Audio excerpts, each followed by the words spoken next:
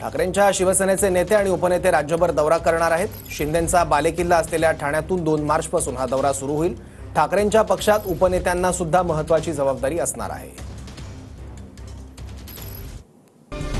ठाकरेंच्या शिवसेनेचे नेते आणि उपनेते राज्यभर दौरा करणार। ठाण्यामधून 2 मार्चपासून ठाकरेंच्या शिवसेनेच्या नेत्यांचा दौरा सुरू होणार। संघटनात्मक बांधणी अधिक मजबूत करण्यासाठी पक्षातील नेत्यांची रणनीती।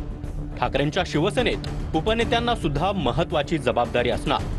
उपनेत्यांना विधानसभा आणि लोकसभा निहाय जबाबदाऱ्या देण्यात येणार। उपनेते विधानसभा निहाय पक्षबांधणी आणि संघटना मजबूत करण्याचं काम करणार। सामान्यांचे प्रश्न सोडवणं, सदस्य नोंदणी, पक्षबांधणी अधिक मजबूत करणं अशा जबाबदाऱ्या उपनेत्यांवर असणार। 2 मार्चला शिवसेनेचे सर्व नेते ठाण्यात जाणार आहेत। टेंबी नाक्यावर जाऊन माननीय धर्मवीर आनंद दिघे यांना अभिवादन करून आम्ही पुढल्या कार्यक्रमाला जाऊ। सर्व शिवसेनेचे नेते मंडळ बऱ्याच दिवसांनी ठाण्यामध्ये आम्ही एकत्र जमतो आहोत। ठाण्यामध्ये संघटनात्मक बांधणीचं काम राजन विचारे यांच्या नेतृत्वाखाली सुरू आहे। त्या संदर्भात तिथे चर्चा होईल।